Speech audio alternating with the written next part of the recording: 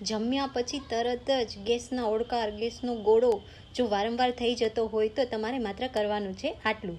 તમારે ચપટી અજમો લઈ લેવાનો છે, અને જો તમને પ્રેશર એટલે કે બીપી ના હોય તો તમારે એમાં ચપટી સિંધો મીઠું નાખી દેવાનું છે, અને બંનેને મિક્સ કરીને એ જમ્યા પછી તરત જ ચાવી જવાનું છે. તમને જમ્યા પછી જે ગોળો, ઓડકારની તકલીફ રહી છે, ગેસનો ગોળો આખા શરીરમાં ફરતો રહેતો હોય એવું ઘણા લોકો કહે છે, તો આનાથી એ તકલીફ તમને બિલકુલ પણ નહીં રહે. અને આ તમારે બપોરે અને રાત્રે જમ્યા પછી તરત જ લેવાનું છે.